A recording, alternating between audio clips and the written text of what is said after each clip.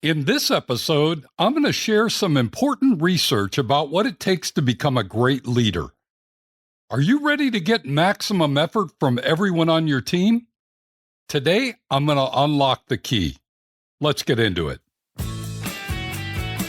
Welcome to Why Business Teams Fail and How to Avoid It, a show helping small business owners build a radically engaged team that can run the business without you, so you can remove the stress from owning a business and enjoy the freedom you deserve. Now, here's your host, Rich Allen. Today you'll learn that being a great leader is all about the actions, behaviors, and decisions you take when working with your team. That far too many leaders miss the opportunity to energize their team, and as a result, they tap into only a fraction of their potential. And if you're not aware, you could be accidentally minimizing the power and influence available from your team members. Here's my question for you this week. As a leader, are you a multiplier or a diminisher? This week, I want to continue our discussion about becoming a great leader. To be a bit more specific, I want to dive into your leadership behaviors to help you determine if there are any opportunities for growth and improvement.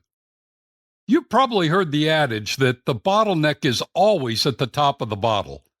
It's true for bottles, and it's true for businesses. The bottleneck for growth in any business is the capacity, attitude, and behaviors of the senior-most leaders. I'm not sure who coined the phrase, but the idea that the growth of any business is limited to their leader's mindset is a widely held belief among entrepreneurs, executives, and management experts. Because a leader's mindset frames their actions, behaviors, and decisions. That's why my question for you this week is, as a leader, are you a multiplier or a diminisher? Now, to answer this question, we should probably first define what we mean by a multiplier and a diminisher. And for that, I'm turning to the author of the book titled Multipliers: How the Best Leaders Make Everyone Smarter by Liz Wiseman. It's a book I read some time ago at the recommendation of Zach Evans, a young, energetic, and driven salesperson who happens to be the fiancé of my youngest daughter. It's not too often that I ask for business advice from my daughter's fiancé, but not long after I first met him, we were having a get-to-know-you conversation where the discussion turned to what books you've been reading lately.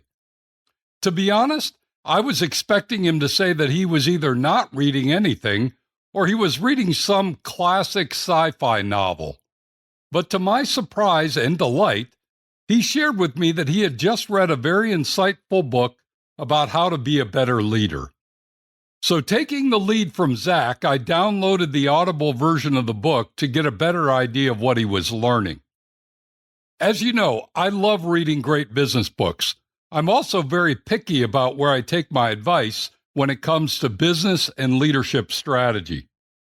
I had never heard of the book, so I was a bit cautious. But since Zach was likely to become a part of my family, I figured I should give it a read, and I'm very glad I did.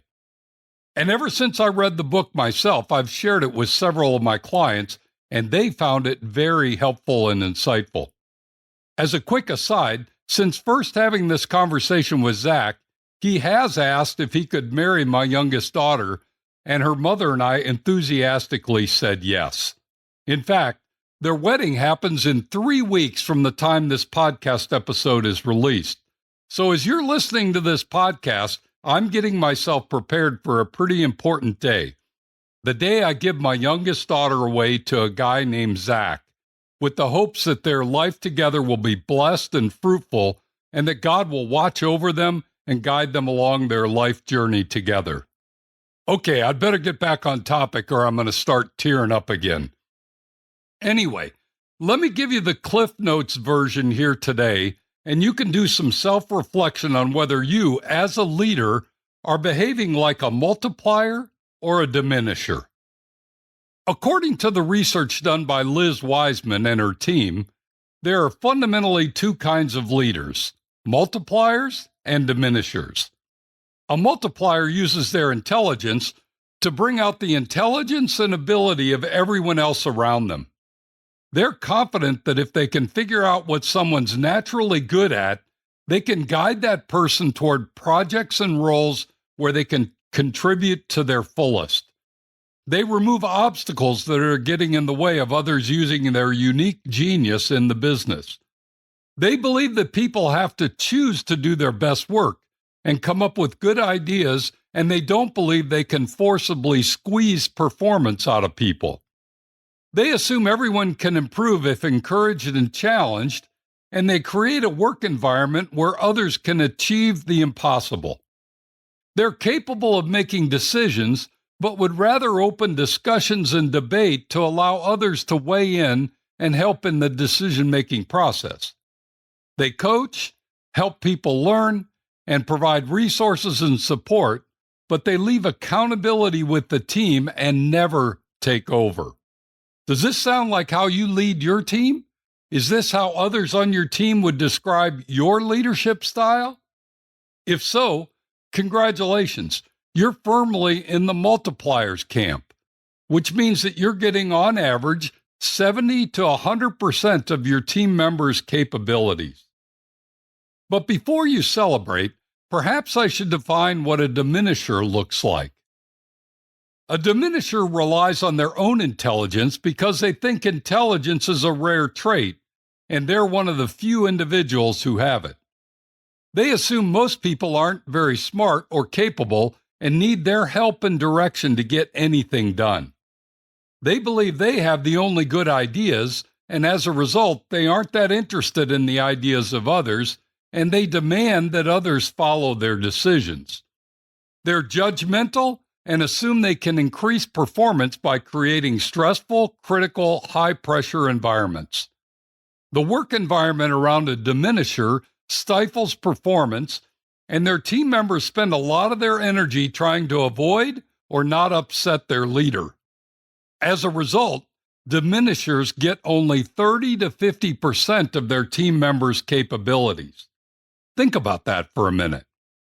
The difference in team member contribution and engagement is 2 times greater if the leader displays multiplier behaviors. That's like having a machine that's operating at half speed on the assembly line. The output is going to be way down from what's possible if you would simply replace that one machine. And here's the sad part. We all know leaders who display more of the diminisher behaviors, but for some reason, they're tolerated in their role, even while people on their team suffer and mentally check out. Not long after reading this book, I got a call from a senior leader in a business I was not familiar with. They asked if I could come meet with their CEO and president to discuss how I might help them get more traction in their business.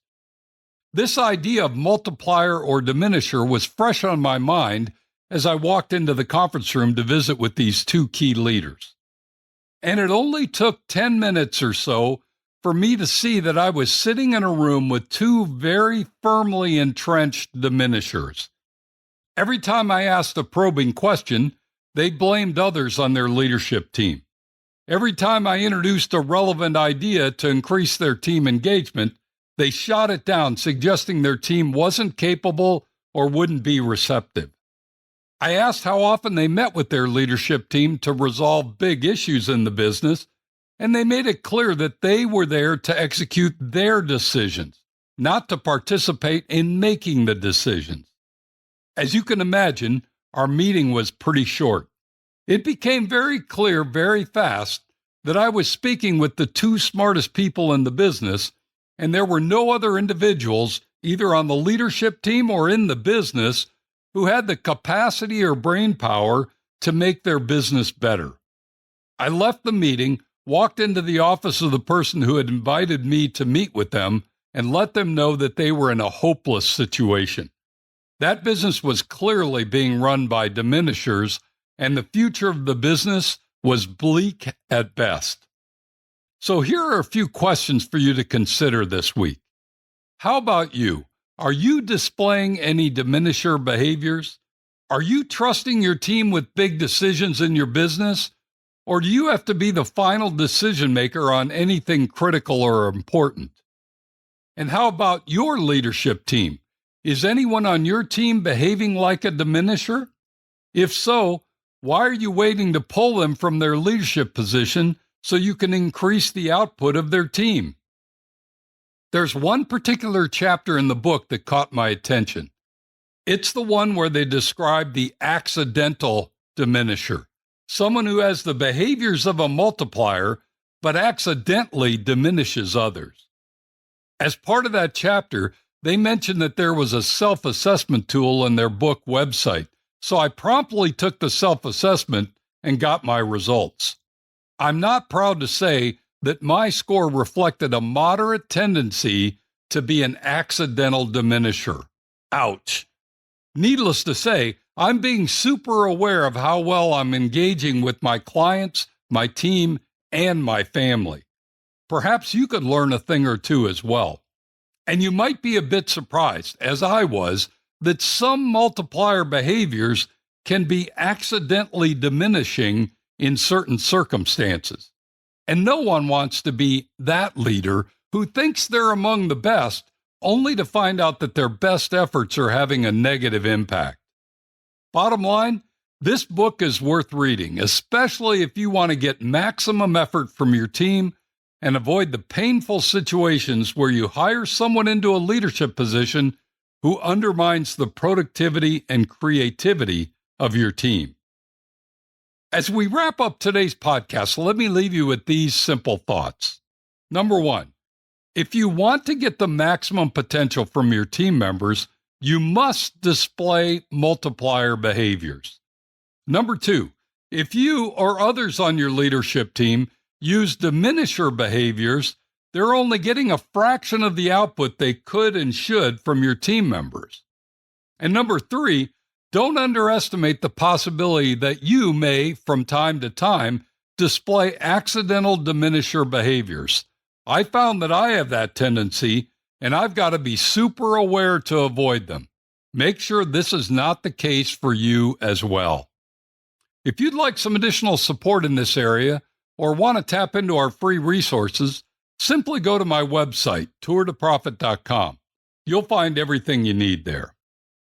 Thanks for joining me today.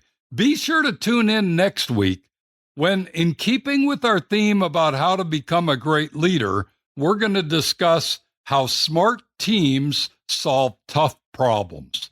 You won't want to miss it. Now, go make it a great week, and whatever you do, ride hard. Thank you for listening to Why Business Teams Fail and How to Avoid It. Make sure to like, subscribe, and tell your friends so you don't ever miss an episode. Now go make it a great week, and whatever you do, ride hard.